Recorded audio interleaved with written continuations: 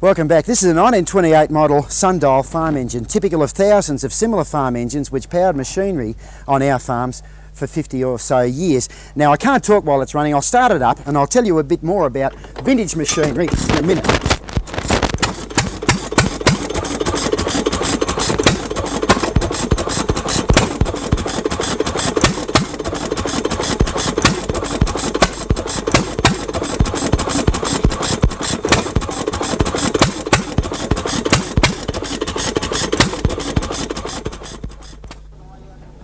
The collection and restoration of all kinds of vintage machinery is a pastime which is pursued by a surprisingly large number of people around the country. In the case of farm engines, Reg Ingold in Newcastle is quite famous. He has a huge range of engines and reconditions engines for other people.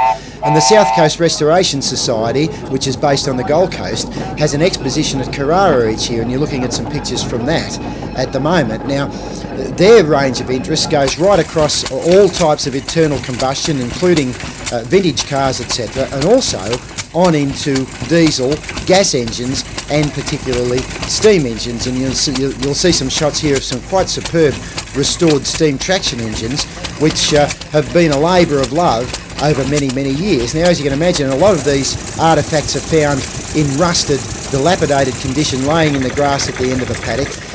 They're picked up in their various bits and pieces and lovingly restored. In lots of cases, brand new parts have to be made, in fact even to the extent of making up moulds and actually sand casting cast iron to make replicas of the original parts. A very interesting steam operated or internal combustion operated rocking chair there, and they're brought back to their original condition, and I must admit that it gives me great pleasure to wander around one of these expositions, hear the old engines huffing and puffing away. In fact, when they fire, they, as Reg Ingold says, they don't go bang, they go like that, which really is exactly what they do.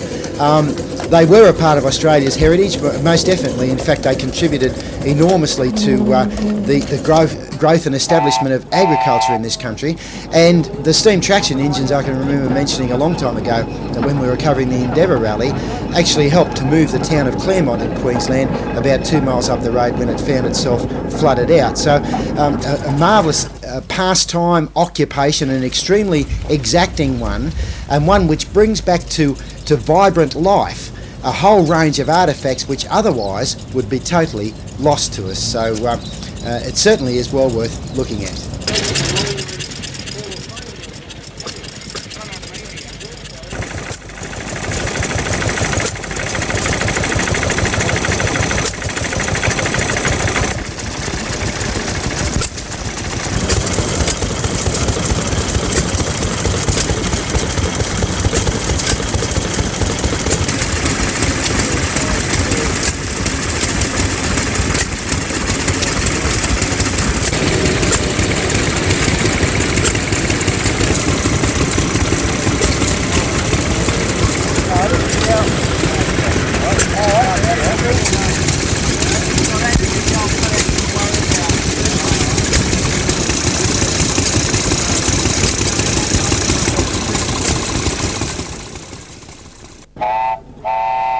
Now, we'll be back right after this break.